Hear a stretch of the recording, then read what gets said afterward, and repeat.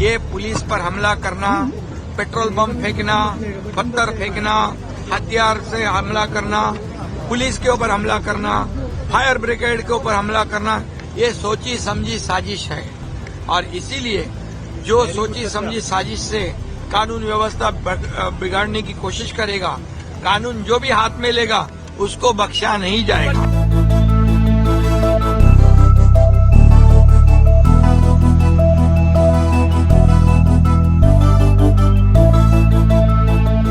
मैं पूछना चाहता हूं मोदी जी से, अगर मुगलों की जितनी भी गुलामी की निशानियां हैं वो मिटाना चाहते हो तो लाल किला तोड़ो, फिर ताजमहल तोड़ो, जितने पुल उन्होंने बनवाए तोड़ो, जितनी सड़कें उन्होंने बनवाई तोड़ो। महाराष्ट्र में औरंगजेब की कब्र विवाद को लेकर यूबीटी प्रमुख उद्धव ठाकरे ने दिया बयान और कहा कि अगर 300 साल पुरानी कब्र को हटाना चाहती है भारतीय जनता पार्टी, पर इस समय पर वो अपने दो चहीते समारोह में यानी कि नीतीश कुमार और चंद्रबाबू नायडू को भी जरूर लेकर जाएं।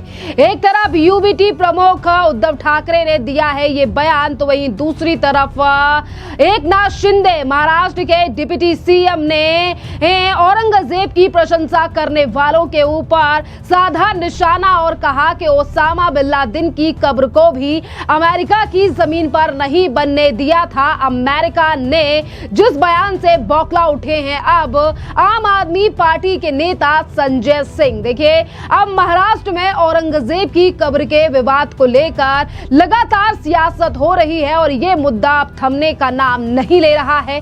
जहां एक तरफ यूबीटी के प्रमुख उद्धव ठाकरे ने यह कह दिया है कि कब्र हटानी है तो हटाओ, पर इसी एनडीए के दो साथी चंद्रबाबू नायडू और नीतीश कुमार को भी अपने साथ लेकर जाओ। और इस बयान से उद्धव ठाकरे ये कहने की कोशिश कर रहे हैं कि एनडीए में काफी ऐसे नेता हैं जो कि इस बात का विरोध करेंगे। और देखिए, इसी के साथ प्रदेश के डिप्टी सीएम एकनाथ शिंदे ने विधानसभा में औरंगजेब की तुलना ओसामा बिन लादेन से कर दी है। उन्होंने कहा अमेरिका ने भी ओसामा बिन लादेन को दफनाने की इजाजत नहीं दी थी। अमेरिका में किसी भी तरीके के महिमा मंडन से बचने के लिए उसे समुद्र में फेंक दिया था। और अब यहीं पे और इसी के साथ देखिए, ओसामा बिन लादेन और औरंगजेब की तुलना करते हुए यहाँ विपक्ष के ऊपर तो बड़ा हमला बोल ही दिया है एकनाथ शिंदे ने। और इसी के साथ उन्होंने कहा है कि आज जिस तरीके से महाराष्ट्र में औरंगजेब का महिमा मंडन कुछ लोग कर रहे हैं, पत्थरबाजी कर रहे हैं, ऐसे लोगों के ऊपर सख्त से सख्त एक्शन होगा, क्योंकि ये महाराज शिवाजी की धरती है। यहाँ पर औरंगजेब का महिमा मंडन नहीं होने देंगे। और इसी के साथ देखिए, उन्होंने ये भी कहा है कि जो लोग पत्थरबाजी कर रहे हैं, जो महाराष्ट्र के विवाद, जो कि महाराष्ट्र में और हालात स्थिति को बिगाड़ने की कोशिश कर रहे हैं, औरंगजेब का समर्थन महाराष्ट्र में सहा नहीं जाएगा, क्योंकि वो एक महाक्रूर व्यक्ति था। सुनिए एकनाथ शिंदे का ये बयान। समाज कंटक जो है उनको बख्शा नहीं जाएगा। जो भी समाज कंटक जिन्होंने पुलिस पर हमला किया है, आम जनता के ऊपर हमला किया है, माँ बहनों पर अत्याचार किया है, पेट्रोल बम फेंके हैं, पत्थर फेंके हैं, हथियार से हमला किया है, उनको बिल्कुल महाराष्ट्र में बिल्कुल माफ नहीं किया जाएगा। हमारी महाराष्ट्र सरकार की भूमिका है या महाराष्ट्र में अमन शांति कायम बनाए रखने का काम है। और इसलिए मैं जनता से भी अपील करूंगा कि पुलिस अपना काम कर रही है।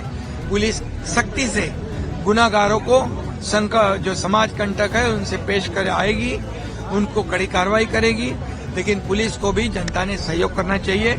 यह भी हमारी अपील है।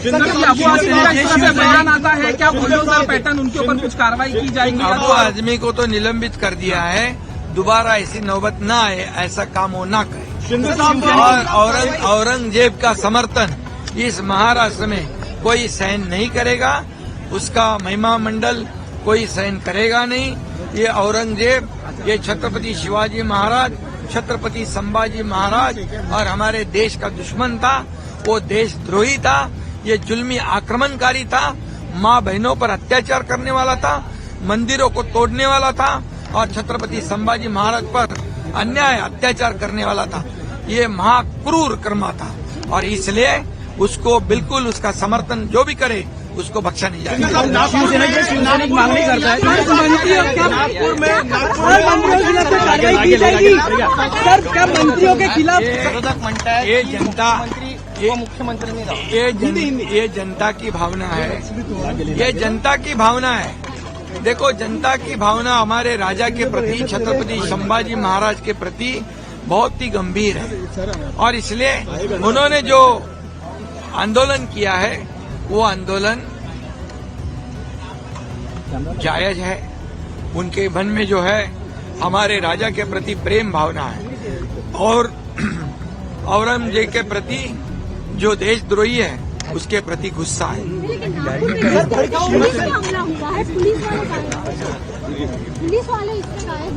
सर, पुलिस पे हमला हुआ है, पुलिस पे हमला हुआ है, सोची समझी साजिश। देखिए, ये पुलिस पर हमला करना, पेट्रोल बम फेंकना, पत्थर फेंकना, हथियार से हमला करना, पुलिस के ऊपर हमला करना, फायर ब्रिगेड के ऊपर हमला करना, ये सोची समझी साजिश है। और इसीलिए जो सोची समझी साजिश से कानून व्यवस्था बिगाड़ने की कोशिश करेगा, कानून जो भी हाथ में लेगा उसको बख्शा नहीं जाएगा। महाराष्ट्र में एक तरफ यानी कि महाराष्ट्र में जो सरकार है वो लगातार औरंगजेब के मुद्दे पर अपनी प्रतिक्रिया सामने रख रही है, और एक तरफ देखिए ये कहा जा रहा है जिस तरीके से वहां के जो तमाम हिंदू दल है वो ये कह रहे हैं कि औरंगजेब की कब्र को हटाना चाहिए, पर वहीं दूसरी तरफ ऐसे भी लोग हैं जो कि हर बात में राजनीति ढूंढने का मुद्दा ढूंढते हैं। और अब दिल्ली में बैठे हुए संजय सिंह, जो कि आम आदमी पार्टी के राज्यसभा सांसद हैं, उनका बयान भी सामने आया है, और वो ये कह रहे हैं कि अगर मोदी सरकार को मुगलों से इतनी ज्यादा परेशानी है तो लाल किला और ताजमहल सबको तोड़वा दीजिए। सुनिए संजय सिंह का ये बयान। देश की जो मौजूदा समस्याएं हैं, बेरोजगारी, महंगाई, किसानों की आत्महत्या, ये सारी समस्याओं से ध्यान हटाने के लिए ये भारतीय जनता पार्टी का नाटक है। मैं पूछना चाहता हूं मोदी जी से, अगर मुगलों की जितनी भी गुलामी की निशानियां हैं वो मिटाना चाहते हो तो लाल किला तोड़ो, फिर ताजमहल तोड़ो, जितने पुल उन्होंने बनवाए तोड़ो, जितनी सड़कें उन्होंने बनवाई तोड़ो। अरे भाई, ये 144 करोड़ लोगों की संपत्ति है 15 अगस्त 1947 में देश की आजादी के बाद। ये किसी व्यक्ति की संपत्ति नहीं, किसी सरकार की संपत्ति नहीं, किसी के बाप की संपत्ति नहीं, ये हमारी संपत्ति। आप तोड़ने पे लगे हुए हैं सब कुछ, तो तोड़ो। फिर अंग्रेजों की भी निशानियां तोड़ो। अंग्रेजों, लेडी हार्डिंग हॉस्पिटल बना है भारत के वायसराय लॉर्ड हार्डिंग की पत्नी के नाम पे, चलो तोड़ो उसको। तो सारा कुछ हिंदुस्तान में विध्वंस करने पे अगर लग गए हो तो सब कुछ तोड़ डालो। इससे क्या हासिल क्या करना चाहते हैं आप, ये बताइए ना। क्या आपको रोजगार मिल जाएगा? क्या महंगाई देश के अंदर दूर हो जाएगी? क्या शेयर मार्केट में जो 94 लाख करोड़ रुपए लोगों का डूबा है वो मिल जाएगा? नहीं। तो इसलिए ये सब नकली बातें हैं। औरंगजेब औरंगजेब औरंगजेब कह के भाजपाई लोगों की जेब काटने का काम कर रहे हैं। इनका इतिहास पढ़ाओ ना आरएसएस का। इन्होंने भारत के तिरंगे झंडे का विरोध किया, 52 साल तक तिरंगा झंडा नहीं फहराया। इनके पुरखों ने, बीजेपी के पुरखों ने अंग्रेजों की गुलामी करने का, उनकी दलाली करने का काम किया। इसको पढ़ाइए इतिहास। अपने अंग्रेजों के समय को तोड़ने की बात की, आपके कैप्टन अशोक मित्तल ने इस पे नोटिस भी दिया था। आप लोग ये मांग रहे कि जो इस तरह से, मैं कह रहा हूं अगर विध्वंस करने का प्रस्ताव सरकार लेके आए सदन में, भाई एएसआई प्रोटेक्टेड जो संपत्तियां हैं उसको आपकी ही राज्य सरकारें कह रही है हम इसको तोड़ डालेंगे, तोड़िए। कुंभ पे कल प्रधानमंत्री ने अपनी बात रखी, लेकिन विपक्ष का ये सवाल है कि जो वहां पे लोगों की मौत है उस पर प्रधानमंत्री ने कुछ नहीं। निश्चित रूप से ये बहुत ही शर्मनाक है कि भारत के प्रधानमंत्री, जो सनातनी, जो श्रद्धालु कुंभ के मेले में मारे गए, उनके बारे में एक शब्द उन्होंने संवेदना के नहीं बोले। तो आपने देखा कि किस तरीके से सिर्फ संजय सिंह ही नहीं बल्कि उद्धव ठाकरे और तमाम राजनीतिक नेता आज औरंगजेब के मुद्दे को लेकर लगातार भुनाने की कोशिश कर रहे हैं। पर आपके लिए बता दें कि आज महाराष्ट्र में पत्थरबाजी और जिस तरीके से हालात खराब करने की कोशिश जिन भी लोगों ने की है उन पर कड़ा एक्शन लिया जा रहा है, जिस पर अब नागपुर के डीसीपी का भी बयान सामने आया है और उन्होंने सीधे तौर पर कहा है कि हम एक एक चीज पर जांच कर रहे हैं और जिन भी लोगों के नाम सामने आ रहे हैं, 6 लोगों के ऊपर एफआईआर दर्ज की गई है, 50 से ज्यादा लोगों को डिटेन किया गया है और नागपुर में हुई हिंसा के तमाम आरोपियों को पकड़ने में पुलिस जुटी हुई है। सुनिए नागपुर के डीसीपी राहुल मकनीर का बयान। 5 एफआईआर दर्ज हुई है, 50 लोगों पे अभी तक हम डिटेन कर चुके हैं, तो उसके ऊपर कार्रवाई शुरू है। अभी साइबर सेल की सहायता से हम स्क्रीनिंग कर रहे हैं। जो दंगों में दंगा भड़काने में या जो कानून हाथ में जो लोग ले रहे हैं उनके खिलाफ हम सख्त कार्रवाई करेंगे। महाराष्ट्र में जिस तरह से वीडियो वायरल हो रहे हैं उन पे कोई नजर रखी गई है? बिल्कुल, साइबर सेल हमारा पूरा उस पे ऊपर काम कर रहा है। जैसे जैसे इनपुट्स आएंगे उस हिसाब से हम उनके अगेंस्ट में कड़ी कार्रवाई करेंगे। अभी क्या कर्फ्यू कंटिन्यू चालू है? बिल्कुल, हम जैसे जैसे देखेंगे पूरी आजकल परिस्थिति देखेंगे, जरूरत होने के बाद शिथिल कर देंगे। कितने लोगों पर FIR दर्ज की और कितने लोग? वही हुआ ना सवाल, जो पहले सवाल था वही हुआ ना। सर, महाराष्ट्र पुलिस के अलावा और कोई भी एजेंसी है जो इसकी जांच कर रही है इस तरह का इन्वॉल्वमेंट?